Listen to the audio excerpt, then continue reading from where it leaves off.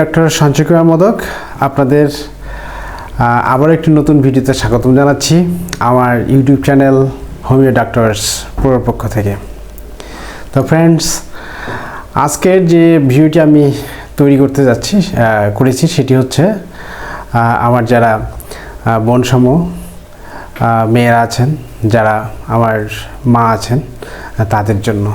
তো আজকের ভিডিওটির বিষয় হচ্ছে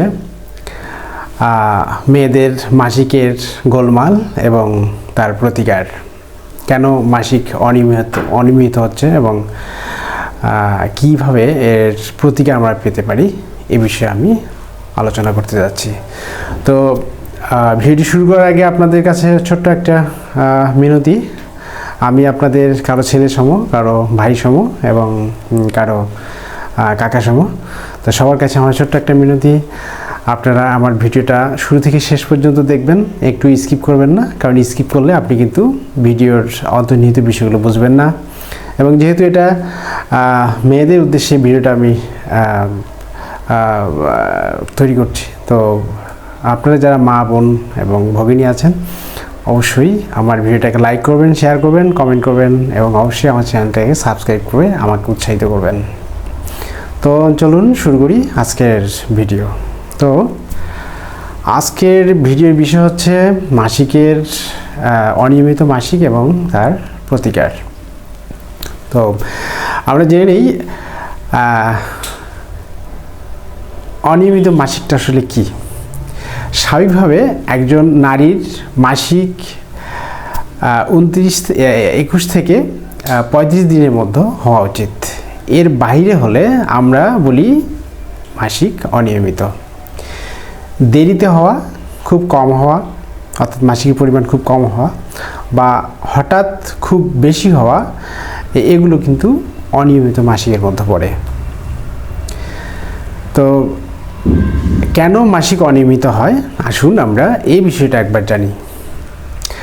মাসিক অনিয়মিত হওয়ার অনেকগুলো কারণ আছে, যেমন আপনার হরমোনের সমস্যা থাকতে পারে, আপনার মানসিক চাপ থেকে আপনার মাসিক অনিয়মিত হতে পারে, ওজন কম বা বেশি হওয়া, এরপর আছে আপনার রক্ত স্বল্পতা ও থাইরয়েড, এরপর আছে এরকম অনেক সমস্যা থাকতে পারে। তো আসুন আমরা সমস্যাগুলো আলোচনা করি। সেটা হচ্ছে যে 1 নম্বরে যে সমস্যা আছে সেটা হচ্ছে হরমোন সমস্যা। সবচেয়ে বড় কারণ হচ্ছে মাসিক অনিয়মিত, সবচেয়ে বড় কারণ হচ্ছে হরমোনের ভারসাম্য নষ্ট হওয়া। এগুলো কেন হয়? যখন আপনি বেশি স্ট্রেস নেন, যখন আপনি অনেক রাত পর্যন্ত জেগে থাকেন, আপনার যখন দুশ্চিন্তা হয়, এসবই হচ্ছে হরমোন ডিসব্যালেন্সের একটা অন্যতম কারণ। তো এই হরমোন ডিসব্যালেন্সের কারণে বা হরমোনের সমস্যার কারণে কিন্তু আপনার মাসিক অনিয়মিত থাকে। 2 নম্বরে হচ্ছে মানসিক চাপ। মানসিক চাপ এমনিতেই মা বোনরা একটু মানসিক চাপ বেশি থাকে, আর এই মানসিক চাপে বেশি থাকার কারণে তারা কিন্তু নিজেদের প্রতি খেয়াল রাখতে পারে না, মানে নিজেদের একটা খাওয়া দাওয়া বা ঘুম এগুলোর প্রতি তারা যত্ন নিতে ভুলেই যায় বা পারিবারিক কাজের চাপে। তো এই যে মানসিক চাপ থেকে কিন্তু অনিয়মিত মাসিক দেখা দিতে পারে। এরপর 3 নম্বর যে পয়েন্ট আমি বলেছিলাম সেটা হচ্ছে ওজন কম বা বেশি। দেখবেন আপনার হুট করে ওজন বেড়ে যাচ্ছে, আপনি কম খাচ্ছেন তারপর ওজন বেড়ে যাচ্ছে, বা কোনো মা বা বোন বেশি করে খাচ্ছেন, ভালো ভালো খাচ্ছেন, ডাক্তার দেখাচ্ছেন, কিন্তু তারপরে আপনার ওয়েট গেইন করতেছে না। তো এই যে হঠাৎ ওজন কমে গেলে বা বেড়ে গেলে আপনার কিন্তু মাসিক অনিয়মিত হতে থাকবে, এটা একটা অন্যতম কারণ। এরপর 4 নম্বর যে কারণটা আছে সেটা হচ্ছে পিকস বা পলিসিস্টিক ওভারিয়ান সিনড্রোম। বর্তমানে আমাদের যে খাবার দাবার আছে, খাবার দাবারের ইমব্যালেন্সের কারণে, অর্থাৎ আমরা যে খাবারগুলো খাচ্ছি যেগুলোতে প্রোটিন থাকার পরিবর্তে বিভিন্ন ধরনের হরমোন ইনজেকশন বা রাসায়নিক সার, কীটনাশক ইত্যাদির ফলে যে খাবারগুলো আমরা খাচ্ছি, এই খাবারের ফলে কিন্তু এখন যেটা দেখা যাচ্ছে বিশেষ করে তরুণীদের মধ্যে এই পিকসের সমস্যা দেখা দিচ্ছে। অর্থাৎ তাদের কম বয়সী, অর্থাৎ 9 বছর থেকে শুরু করে তদূর্ধ্ব বয়স পর্যন্ত মেয়েদের মধ্যে বা তরুণীদের মধ্যে জরায়ুতে সিস্ট দেখা দিচ্ছে। তো জরায়ুতে সিস্ট হওয়ার কারণে কিন্তু আপনার মাসিকটা অনিয়মিত হতে পারে। তো আরও একটা সমস্যা আছে, সেটা হচ্ছে রক্ত স্বল্পতা ও থাইরয়েড। কখনো যদি কোনো মা অথবা বোনের হিমোগ্লোবিন কমে যায়, রক্তের হিমোগ্লোবিন কমে যায়, তাহলে কিন্তু এই সমস্যাটা দেখা দিতে পারে, অর্থাৎ আপনার অনিয়মিত মাসিক হতে পারে।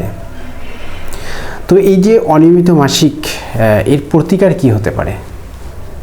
তো প্রতিকার নানাভাবে হতে পারে। প্রথমে তো অবশ্যই বলবো যে আপনার লাইফস্টাইলটাকে চেঞ্জ করতে হবে, আপনার খাবারে ডিসব্যালেন্স, অর্থাৎ খাবারের যে এলোমেলো স্বভাবটা আছে এগুলোকে পরিবর্তন করতে হবে, ভালো ভালো খেতে হবে। তো আসুন আমরা প্রতিকারযোগ্য বা প্রতিকার এবং কীভাবে জীবনযাপন করব, কারণ জীবনযাপনের উপর এটা ডিপেন্ড করে, সেগুলো বিষয়ে একটু জানি। তো প্রথমেই যেটা বলবো, আপনার সঠিক পরিমাণে ঘুমের দরকার। আপনি প্রতিনিয়ত সঠিকভাবে ঘুমাচ্ছেন কি না এবং সঠিক সময়ে জেগে উঠছেন কি না, এটা একটু যাচাই করে দেখবেন।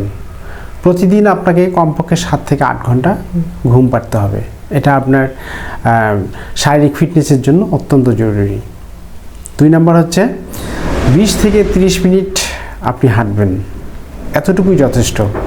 যদি বাইরে নাও হাঁটতে পারেন, ছাদে গিয়ে আপনি হাঁটতে পারেন, বা একটু যেমন মেয়ে যারা বোন সমূহ আছেন তারা একটু দড়ি দিয়ে লাফালাফি করতে পারেন 6টার দিকে বা 7টার দিকে ছাদে গিয়ে, হ্যাঁ।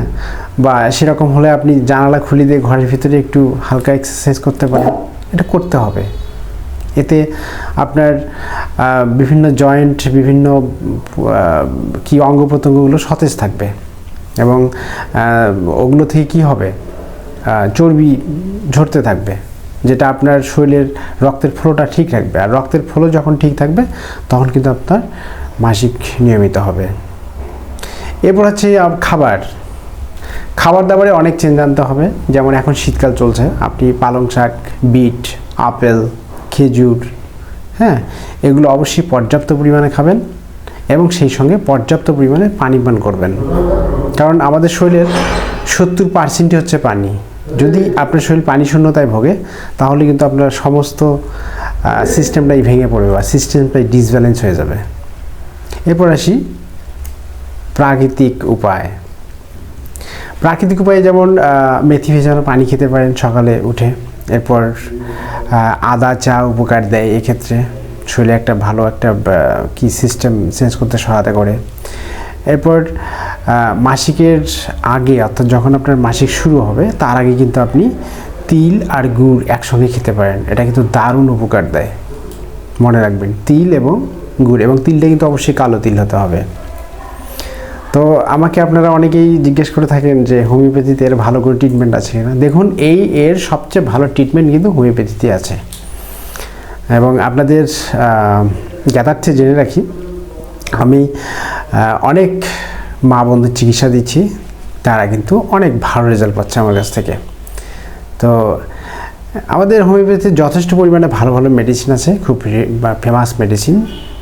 তো যেমন 2-1টা মেডিসিনের নাম বলছি আমি, যেমন পালসেটিলা, সিপিয়া, হ্যাঁ, ক্যালিকার্ভ ইত্যাদি আরও অনেক মেডিসিন আছে, যে মেডিসিনগুলো আপনাকে একদম গোড়া থেকে আপনাকে সহায়তা করতে পারে এই সমস্যাটি নিরূপণের ক্ষেত্রে।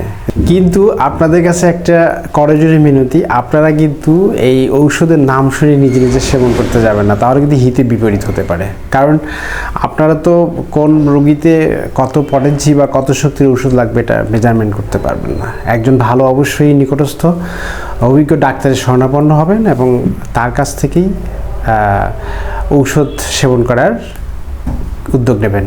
আর যদি মনে হয় আমাকে আপনাদের ডাক্তার হিসেবে যদি আপনাদের ভালো লাগে, তাহলে আমার ভিডিওতে যে নাম্বার দেওয়া আছে সেই নাম্বারে কিন্তু যোগাযোগ করতে পারেন। আমি আপনাদেরকে ভালো ট্রিটমেন্ট দেওয়ার জন্য রেডি আছি যদি মনে হয়।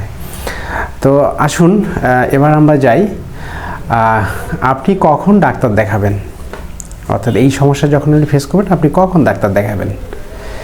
3 মাস, মনে রাখবেন, 3 মাস মাসিক না হলে, অতিরিক্ত রক্তপাত হলে, তীব্র ব্যথা হলে অবশ্যই ডাক্তার দেখাবেন। কখন দেখাবেন? যদি আপনার একটানা 3 মাস মাসিক না হয়, যদি আপনার মাসিকের সময় অতিরিক্ত রক্তপাত হয়, যদি আপনার মাসিকের সঙ্গে তীব্র ব্যথা থাকে, অবশ্যই ডাক্তার দেখাবেন, কারণ এই 3টি সিমটম কিন্তু সাধারণ সিমটম নয়। এগুলো আপনাকে কিন্তু ভিতর থেকে তিলে তিলে শেষ করে দেবে। সুতরাং অবশ্যই ডাক্তারের শরণাপন্ন হবেন। তো শেষ কথায় আসি। শেষ কথা হচ্ছে, মাসিক অনিয়ম লজ্জার কিছু না, এটা শরীরের একটা সংকেত। সময় মতো যত্ন নিলে বেশিরভাগ ক্ষেত্রে ঠিক হয়ে যায়। তো ভিডিওটা যদি আপনাদের উপকারে আসে তাহলে অবশ্যই একটি লাইক দেবেন, অন্যদের সাথে শেয়ার করবেন, আর এমন স্বাস্থ্যসেবা ভিত্তিক ভিডিও পেতে চ্যানেলটি অবশ্যই সাবস্ক্রাইব করবেন। সবাইকে ধন্যবাদ।